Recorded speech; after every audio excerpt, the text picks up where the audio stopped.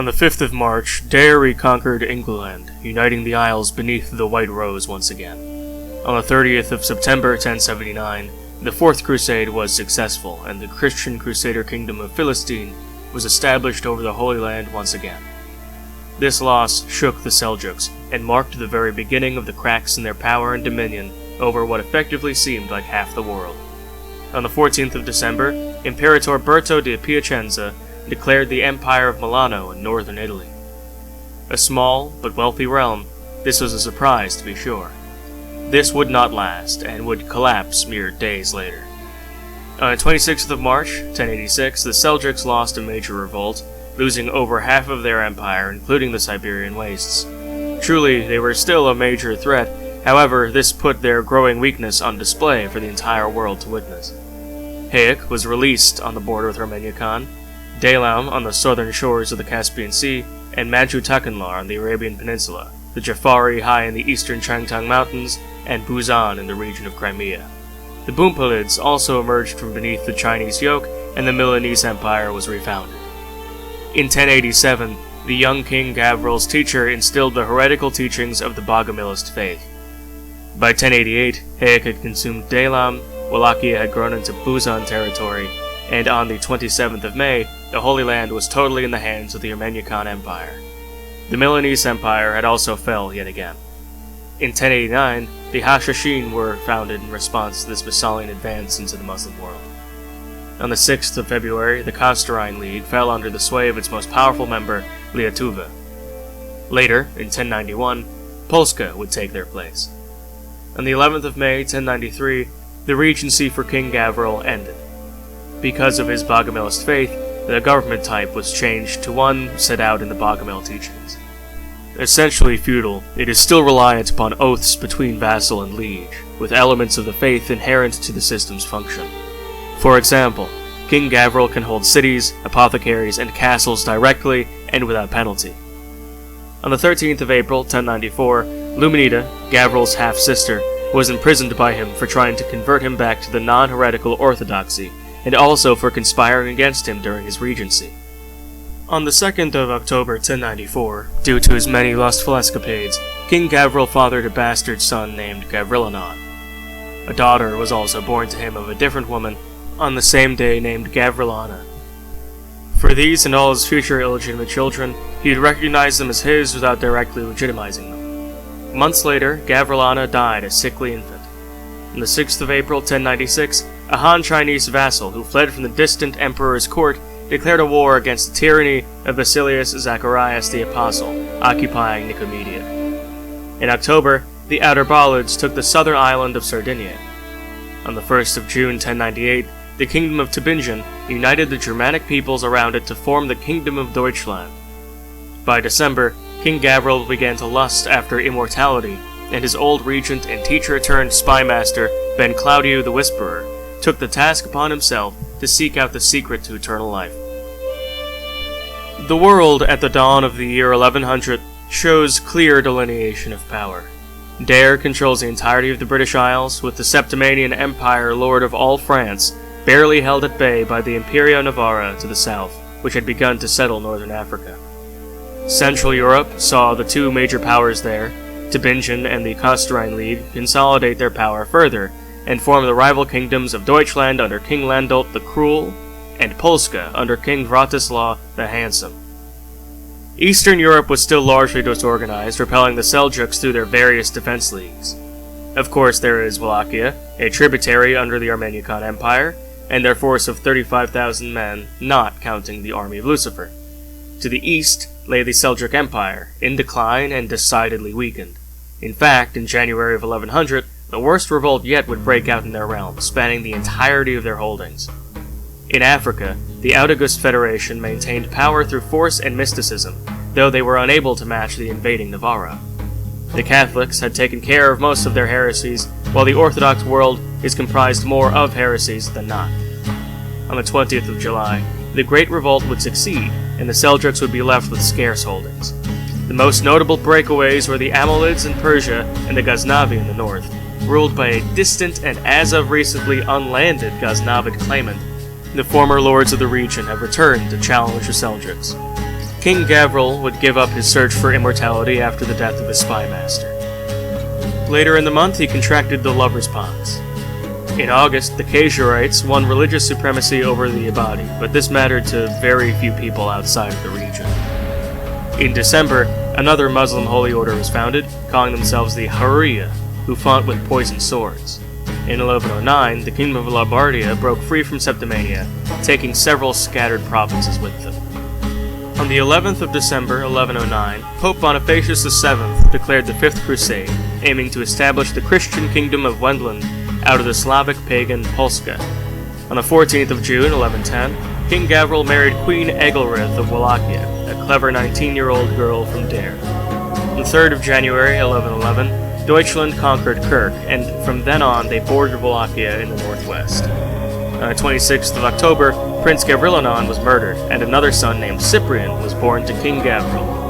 On the 6th of August 1113, the Fifth Crusade was successful, and Wendland was founded under Rey Juan Alfonso de Metallica, a 25-year-old Spaniard who performed remarkably during the crusade against the Poles. On the 23rd of September 1117, Septimania suffered a devastating series of independence revolts, leading to Aquitaine, Lombardia, and Zarathustra to break away from the empire. On the 1st of January 1118, the Knights Templar were established. On the 26th of May, another son was born to King Gavril, named Cornelius. On the 8th of November, an illegitimate daughter was born to King Gavril and Larissa, a lowborn. The daughter was named Alexia and was acknowledged but not legitimized. Oddly enough, by 1121, Wallachia was prospering under the Armenichite yoke. Territory north of the Black Sea was being folded into the kingdom with hardly any effort, because fighting back meant facing not only the 10,000 men Wallachia could currently field, but also the 35,000 soldiers that Armeniacan commanded. By the 2nd of January, Armeniacan subjugated Mysore, turning them into yet another tributary state of the empire. In 1122, another bastard son was born to Gavril, named Kinyak. He also had a bastard daughter that year with a different woman, his wife the queen, whom he named Fluarca.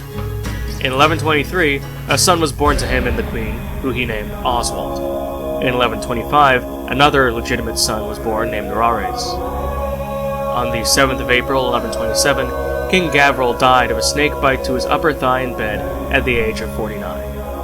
It is a wonder how his capable spymaster and wife didn't catch the perpetrator before they were able to carry out their regicide. Gavril left behind 9 children, 5 of which were legitimate. Among these children, his eldest, son Cyprian, ascended to the throne at the age of 15. A cruel child with a lisp, it was unsure whether or not his rule could live up to the relative peace of his father's. On the 1st of July, 1128, King Cyprian's son, Senislav, died at the age of 1. On the 22nd of July, 1129, due to King Cyprian's aversion to war, he continually surrendered lands to northern ducal invasions from places like Deutschland and Ardial. On the 31st of July, 1129, a son was born to Cyprian named Dragos. The people fostered a growing dislike for King Cyprian, so he held an official coronation in October to lift both their spirits and their opinions of him.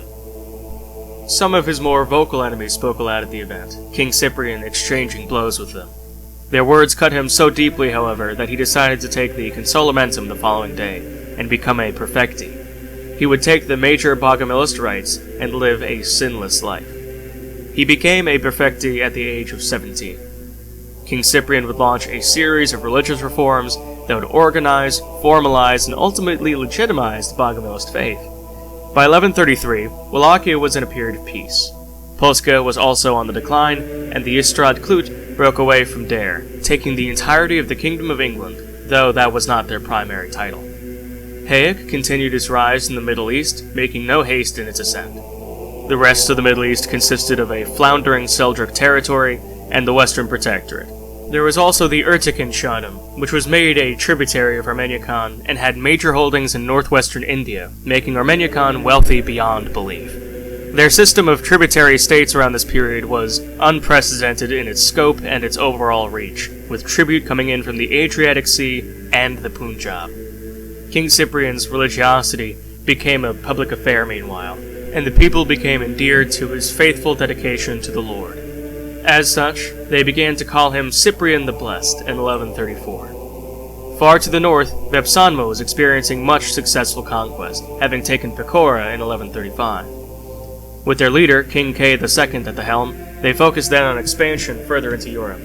With Siberia at their backs, they could now expand west. In 1139, Septimania suffered yet another civil war, and most of its territory went to someone assuming the title of Pannonia. On the 16th of March, 1140, Armeniacan suffered a civil war.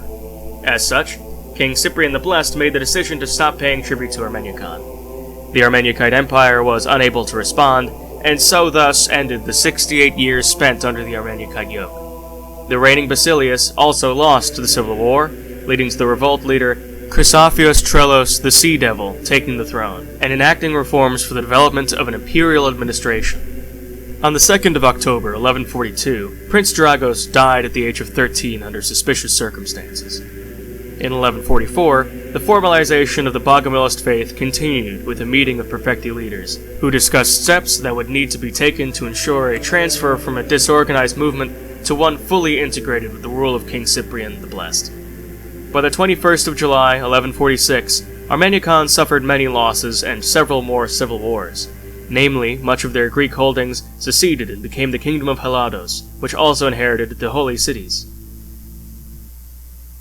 Hayek, too, was on the retreat, the Sunni Vali lapping at their heels as they receded.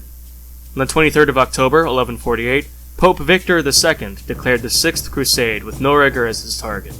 In 1149, Burgundy broke away from Pannonia, sending the French region further into chaos. Hayek declared itself an empire in 1150, despite its decline, and on the 27th of September, 1153, the Sixth Crusade was a success, and the Kingdom of Noriger was established as a Catholic realm. In 1155, Istrad Clut took Engleland as its main title, leaving there with the Celtic holdings of the Isles, and Engleland with the English territories. In 1158, Pope Victor II declared himself Emperor of the Status Pontificus as a political realm, just as he was Pope of the spiritual realm. Deutschland also declared itself an empire under Kaiser Turing the Blessed. To the east, Vepsanma lost half of its holdings, including Pechora, to Perim, and the Seljuks were once more on the rise, bringing back a bad taste from the last century. There, roiling in the heart of Middle Persia, was the same potential for destruction the Turks wrought upon the world a century ago. In 1162, the Status Pontificus began to dissolve, large swaths breaking away into their own kingdoms like Benevento and Spoleto. In 1163, Prince Rares was killed by thugs while investigating a plot, serving as King Cyprian's spy master. Given that if his indecisive daughter, Claudia, were to inherit, it would break up the kingdom, he adopted a boy named Tepes from an orphanage in Targoviste and made him his heir. In 1165, to the north, Demid Stepanovich declared himself Tsar of Kiev. Kiev had been steadily expanding and outcompeting its neighbors, culminating in its victory over Vepsanma. They call him the Evil. By 1165, the Pope had reclaimed most of his former lands. On the 4th of October, 1166, King Cyprian the Blessed died of self-deprivation at the age of 54. He was known for his charity and kindness, remembered as a godly man. His adopted son, Tepes, ascended to the throne at the age of 8.